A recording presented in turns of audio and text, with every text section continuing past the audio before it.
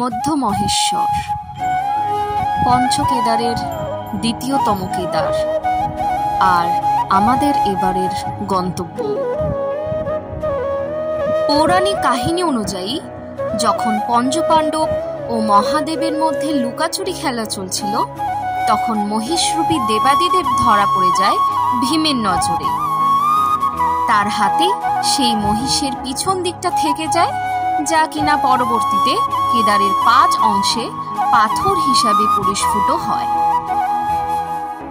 আর নাভি সহ শরীরের মধ্য অংশ প্রকাশিত হয় মধ্য মহেশ্বরে।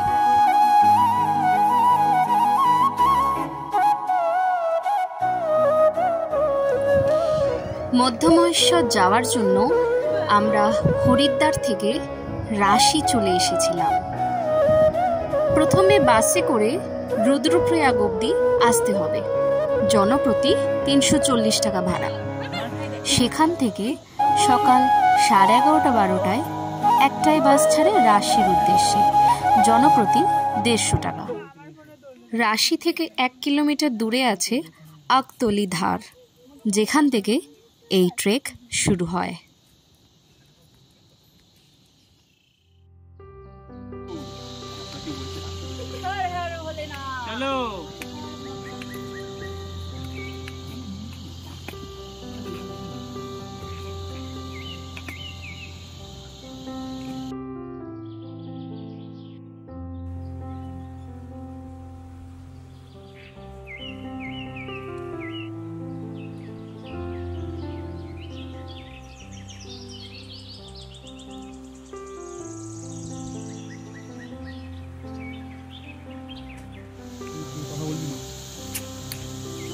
এখন আমরা যাচ্ছি আকতলি ধার থেকে বানতলি গ্রামের দিকে, যার দূরত্ব রাশি গ্রাম থেকে 6 কিলোমিটার।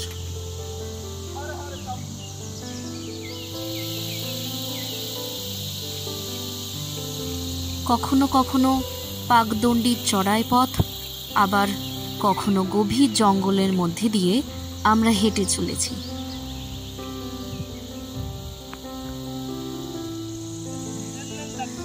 একটু করে হাঁটছি, আর হাতের লাঠির ওপর শরীরের ভার রেখে 2-3 মিনিটের একটু বিশ্রাম, আর আবার এগিয়ে চলা। পাশেই নিচে মধুগঙ্গা নদী, সেও তালে তাল মিলিয়ে এগিয়ে চলছে।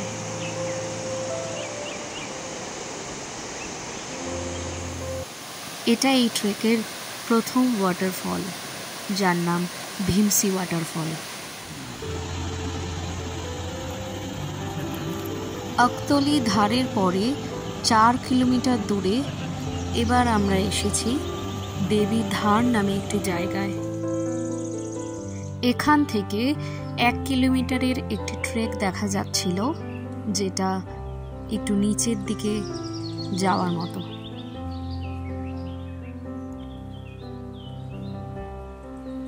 এখন আমরা এসেছি গোন্ডার নামে একটি সুন্দর গ্রামে। এখানেও থাকার ব্যবস্থা আছে, কিন্তু আমরা ব্রেকফাস্টের একটা ব্রেক নিয়ে আবার হাঁটা শুরু করলাম।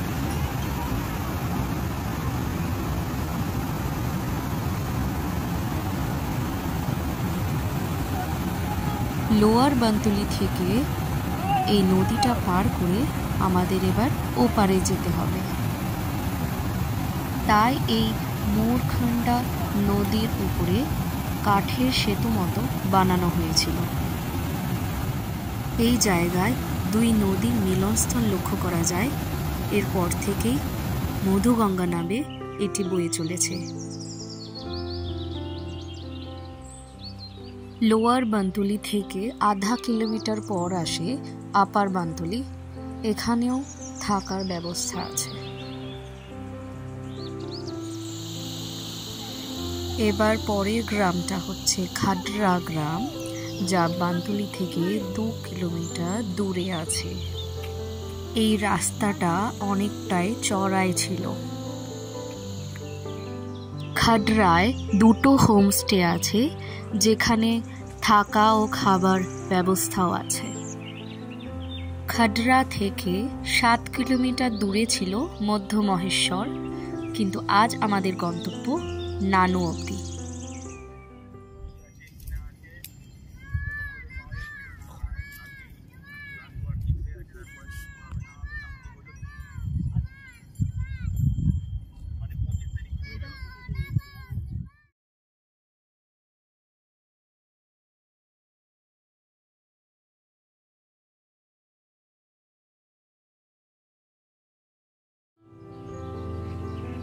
সেদিন রাতটা নানু গ্রামে থেকে পরের দিন সকালে পাহাড়ি পাখিদের ডাকের সাথে মহাদেবের নাম নিয়ে আমরা আবার হাঁটা শুরু করলাম।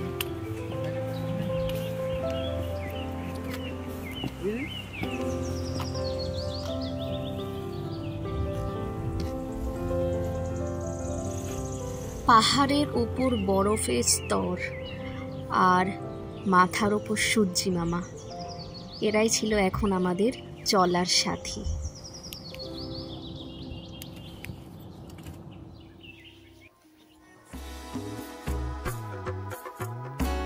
নানু থেকে আমরা 2 কিলোমিটার উপরে এসে গেছি। এখান থেকে মদমহেশ্বর আর 4 কিলোমিটার।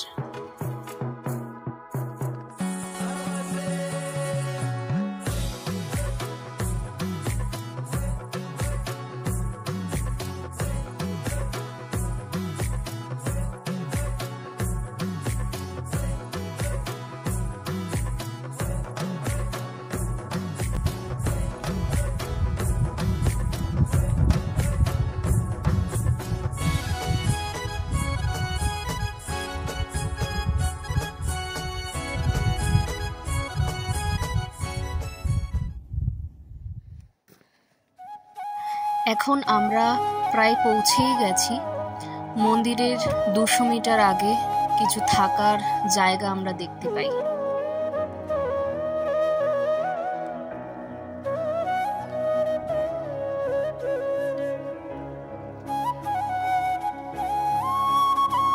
জয় ভোলে। সত্যি কি অপরূপ তোমার থাকার জায়গা ভোলানাথ। আমি শুধু সেটাই ভাবছিলাম ওখানে দাঁড়িয়ে।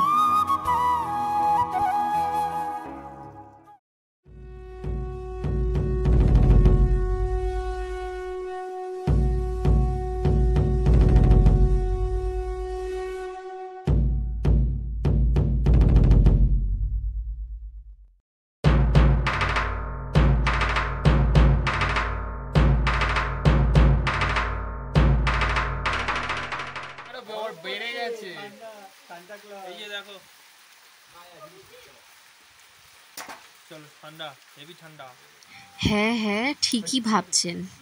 বিকেল হতে না হতেই বরফে বৃষ্টি শুরু হলো ওখানে। আহ, কি দারুণ।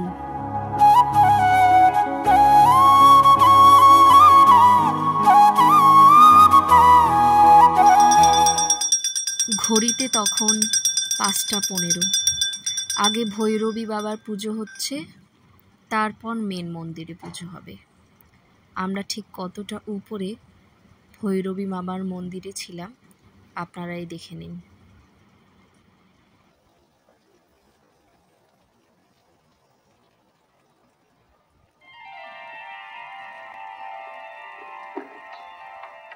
এই গানগুলো ওখানেই বাজছিল, যেহেতু সন্ধ্যা আরতির সময় হয়ে এসেছে।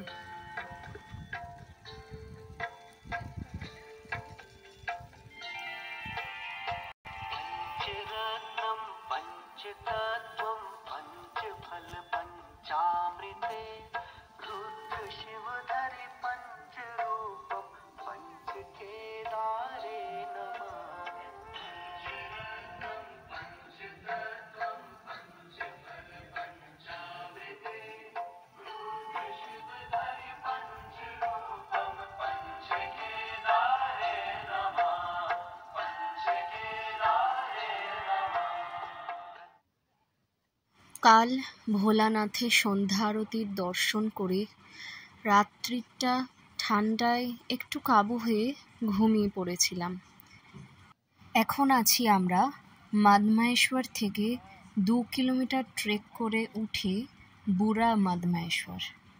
আর এখান থেকে হিমালয়ান রেঞ্জগুলো এরকম দেখতে লাগছিল।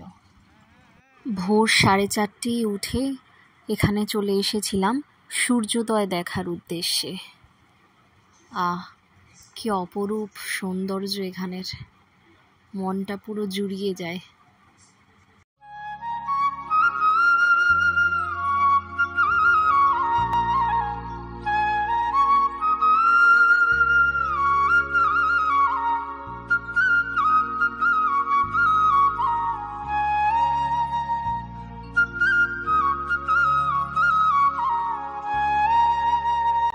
মন্দিরের পুরোহিতজি আমাদের কিছু কথা বলেন। আমরা নাকি আগের জন্মে কোনো পুণ্যি লাভ করেছি, তাই জন্য এবারে নবরাত্রির দিনকে আমরা এত সুন্দরভাবে পুজো করতে পারলাম ভোলানাথের। এরপর আর কি, ব্রেকফাস্ট সেরে ঝটপট করে রাশি গ্রামের উদ্দেশ্যে রওনা দিলাম। অনেকটা পথ চলা বাকি ছিল, তাই আর ভিডিও করা হয়নি ফেরার সময়। এইভাবেই পাশে থাকবেন সবাই। সবাইকে ধন্যবাদ। জয় ভোলানাথ। সবাইকে ভালো রেখো।